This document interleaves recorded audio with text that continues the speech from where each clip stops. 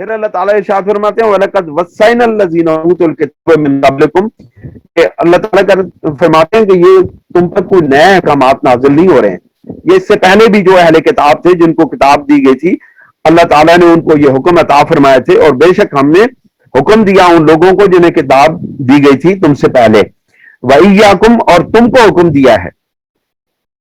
أَنِ اتَّقُوا اللَّهَ، کون سا حکم دیا؟ ان کو کون سا حکم دیا تھا اور تمہیں کون سا حکم دے رہے ہیں کہ اللہ تعالیٰ سے ڈرو، اللہ کا تقوی اختیار کرو۔ اب یہ جو تقوی ہے یہ خالصتاً انسان کے باطن کا معاملہ ہے۔ اب اس سے پہلے جو معاملات تھے وہ انسان کے ظاہر کے معاملات تھے، خاندان کے تعلقات، میاں بیوی کے تعلقات، گھریلو تعلقات، یہ معاملات یہ سب ظاہر کے تھے۔ اب اللہ تعالیٰ فرماتے ہیں کہ تم سے پہلے جو لوگ تھے ان کو اور تمہیں یہ اللہ تعالیٰ حکم دے رہا ہے کہ ان اتقوا اللہ، اللہ رب العزت سے اندر سے ڈرو۔ اندر یہ جو معنی ہے نا، یہ اندر سے ڈرنا جو ہے، یہ ظاہری طور پہ ڈرنا یہ کوئی چیز نہیں ہے۔ جس وقت تک انسان کا اندر، انسان کا باطن، جب انسان کے اپنے رب کے ساتھ اس کا تعلق جڑ جاتا ہے، جب انسان اپنے رب کے ساتھ اپنے قلب کا تعلق جوڑ لیتا ہے اور یہاں پر اللہ تعالیٰ کا نام انسان کے قلب کے اندر راسخ ہو جاتا ہے، اللہ کا نور انسان کے دل کے اندر آ جاتا ہے، اللہ تعالیٰ کا نور انسان کے قلب کو منور کر دیتا ہے، تو پھر کیا ہوتا ہے؟ اس کے نتیجے میں انسان کے دل کے اندر ایسا تقوی، ایک ایسا خوف، ایک ایسی محبت، ایک ایسا عشق الہی پیدا ہوتا ہے کہ جو اس محبت الہی کے صدقے میں، اس عشق الہی کے صدقے میں، اس پیار اور محبت کے خوف کے صدقے میں وہ انسان کسی انسان کا حق نہیں مارتا، کسی انسان کو تکلیف میں مبتلا نہیں کرتا۔ دوستو اللہ تعالیٰ پھر ارشاد فرماتے ہیں وَإِن تَكْفُرُوا، اور اگر تم کفر کرو گے، فَإِنَّ لِلَّهِ مَا فِي السَّمَاوَاتِ وَمَا فِي الْأَرْضِ، اگر تم کفر کرو گے تو بے شک جو کچھ آسمانوں میں اور جو کچھ زمین میں ہے وہ اللہ کے لیے ہے۔ وَكَانَ اللَّهُ غَنِيًّا حَمِيدًا، اور بے شک اللہ تعالیٰ بے نیاز ہے اور ہر تعریف کا وہ مستحق ہے۔ پھر اللہ تعالیٰ فرماتے ہیں وَلِلَّهِ مَا فِي السَّمَاوَاتِ وَمَا فِي الْأَرْضِ وَكَفَى بِاللَّهِ وَكِيلًا، اور جو کچھ آسمان میں ہے اور جو کچھ زمین میں ہے وہ اللہ رب العزت کے لیے ہے۔ وَكَفَى بِاللَّهِ وَكِيلًا، اور کافی اللہ تعالیٰ کارساز، اللہ تعالیٰ کارساز ہے، بہت بڑا کارساز ہے۔ ان یشاء یذہبکم ایھا الناس ویأتی بآخرین، اگر چاہے تو لے جائے تمہیں اے لوگو، اگر اللہ رب العزت چاہے تو تمہیں لے جائے اور تمہاری جگہ دوسرے انسانوں کو لے آئے، یہ اللہ تعالیٰ کا اختیار ہے۔ وَكَانَ اللَّهُ عَلَى ذَلِكَ قَدِيرًا، اور اللہ تعالیٰ اس بات پر پوری قدرت رکھتا ہے۔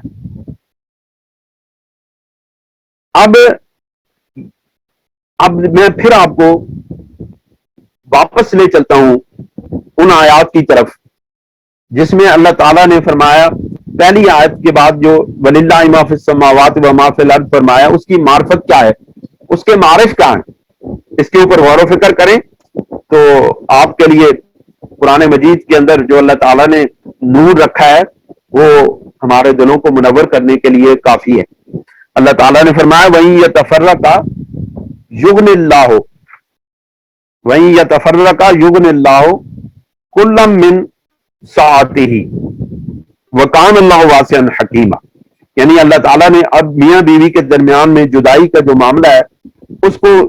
بیان کرنے کے بعد ارشاد فرمایا کہ وَلِلَّهِ مَا فِي السَّمَاوَاتِ وَمَا فِي الْأَرْضِ، یعنی کہ تم یہ سمجھتے ہو کہ تمہارے پاس مال ہے اور تم مال کو روک لو گے اور بیوی کو چھوڑ دو گے تو اس کو تکلیف ہوگی۔ اللہ تعالیٰ فرماتے ہیں کہ نہیں، تمہاری یہ سوچ غلط ہے۔ اللہ رب العزت واسع الجود والکرم ہے، اللہ تعالیٰ کا جود و کرم بہت وسیع ہے۔ اس کی کیا وجہ ہے کہ وَلِلَّهِ مَا فِي السَّمَاوَاتِ وَمَا فِي الْأَرْضِ، کہ جو کچھ آسمانوں میں ہے اور جو کچھ زمین میں ہے وہ اللہ کے لیے۔ اللہ تعالیٰ کی اتنی وسعت ہے، اتنا وسیع الکرم ہے، اتنا وسیع الجود ہے، اتنی وسیع عنایتیں فرماتا ہے۔ اس کی وجہ یہ ہے کہ اللہ تعالیٰ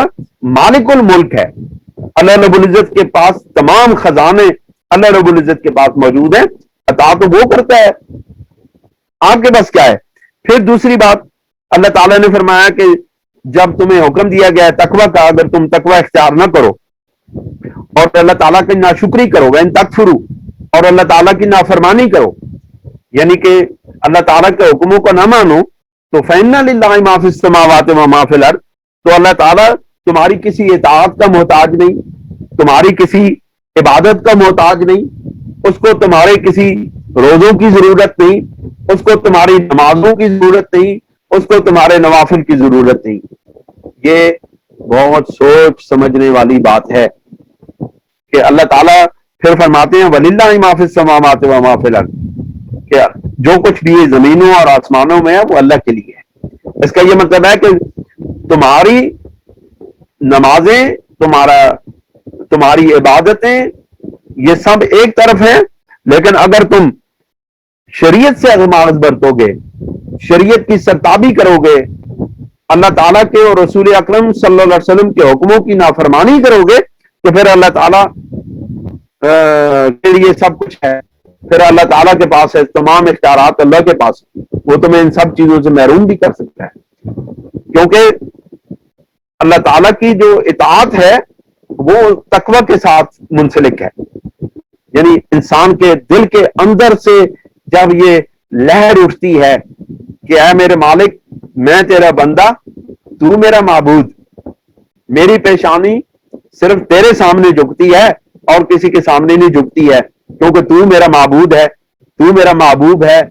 تو میرا معشوق ہے، میں تیرا عاشق ہوں، اور تو میرا معبود ہے، میں تیرا بندہ ہوں۔ تو جب یہ بات آ جاتی ہے تو پھر انسان کی اطاعت بھی قابل قبول ہے، انسان کی نمازیں بھی قابل قبول ہیں، انسان کی عبادتیں بھی قابل قبول ہیں۔ لیکن اگر یہ بات نہ ہو، اللہ تعالیٰ کی نافرمانی ہو، تقوی نہ اختیار کیا جائے، تو پھر اللہ تعالیٰ کو ہماری اطاعت کی، ہماری چیزوں کی، ہماری عبادتوں کی کوئی ضرورت نہیں ہے۔ اس کی وجہ یہ ہے کہ اللہ تعالیٰ پھر خود فرماتے ہیں وَكَفَىٰ بِاللَّهِ وَكِيلًا، کہ اللہ تعالیٰ وَكَانَ اللَّهُ غَنِيًّا حَمِيدًا، کہ اللہ تعالیٰ کسی کی تعریف کا محتاج نہیں ہے، وہ غنی ہے۔ اس کی وجہ یہ ہے کہ وہ خود از خود تعریف کیا گیا ہے، اس کے کسی کی تعریف کی ضرورت نہیں ہے، وہ خود تعریف کیا گیا ہے، وہ خود تعریف کرنے والا ہے، وہ اپنی تعریف خود ہی بیان کر سکتا ہے۔ یہ اللہ تعالیٰ کی شان ہے کہ اللہ تعالیٰ کی تعریف وہی تعریف ہے جو اللہ تعالیٰ نے ہمیں بتائی ہے۔ بہت خوبصورت بات ہے کہ اللہ تعالیٰ نے جو تعریف ہمیں بتائی ہے کہ میری تعریف اس طرح کرو، ہم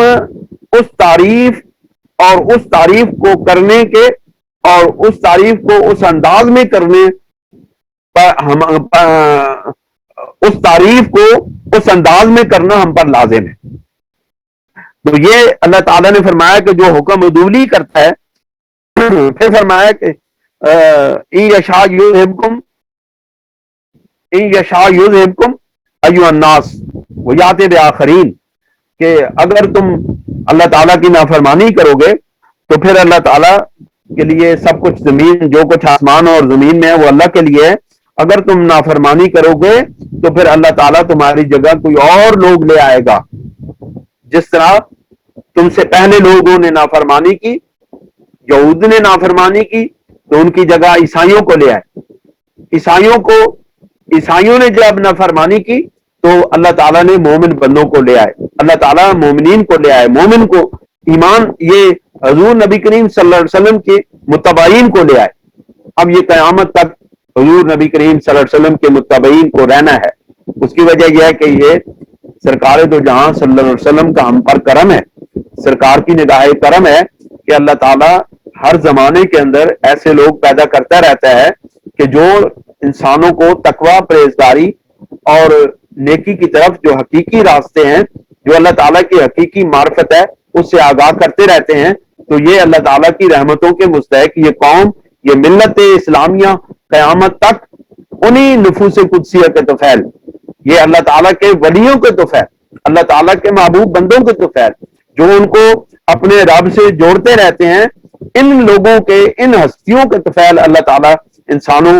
ان کی جگہ پر کوئی اور انسان لے کر کے نہیں آیا ہے. ملت اسلامیہ نے سرکار دو جہاں صلی اللہ علیہ وسلم کے طفیل ہمیشہ قیامت تک قائم رہنا ہے. اب آخری آیت جو ہے اس آج کے درس کی وہ یہ ہے کہ من کانو یرید ثواب الدنیا فعند اللہ ثواب الدنیا والآخرہ، کہ تم میں سے جو شخص دنیا کے ثواب کا طلبگار ہے، دنیا کے ثواب پر اس کی نظر لگی ہوئی ہے، تو یہ اس کی اپنی کم نظری ہے، یہ اس کی اپنی سوچ ہے، یہ اس کی اپنی تنگ نظری ہے کہ اس کی نگاہ صرف دنیا کے ثواب کے اوپر ہے. یعنی دنیا کے مال کو اکٹھا کرنا، دنیا کے لیے چیزوں کو، دنیاوی معاملات کو، دنیاوی چیزوں کو اکٹھا کرنا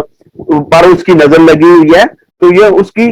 کم نظری ہے، اس کی کم سوچ ہے، اس کی تنگ نظری ہے، تنگ دلی ہے. تو فائند اللہ ثواب الدنیا والآخرہ، لیکن اللہ رب العزت کے پاس تو دنیا اور آخرت دونوں کا ثواب ہے. انسان یہ چاہتا ہے کہ مجھے دنیا میں سب کچھ مل جائے، لیکن اللہ رب العزت چاہتا ہے کہ اے میرے بندے تجھے میں دنیا میں بھی دوں گا، لیکن اپنی نظر آخرت پہ بھی رکھ اور اپنی سوچ کو آخرت کے ساتھ بھی جوڑ، کیونکہ دنیا کا عمل، دنیا کے لیے اکٹھا کیا ہوا مال دنیا کے اندر رہ جانا ہے، جبکہ آخرت کے لیے اکٹھا کیا ہوا مال یا آخرت کے لیے کیا ہوا عمل انسان کے ساتھ ہمیشہ ہمیشہ کے لیے جائے گا اور آخرت کے اندر بھی کام آئے گا. وَكَانَ اللَّهُ سَمِيعًا بَصِيرًا، اور اللہ تعالیٰ ہر بات سننے والا اور ہر چیز کو بڑے قریب سے دیکھنے والا ہے. اللہ تعالیٰ ہمیں عمل کی توفیق عطا فرمائے.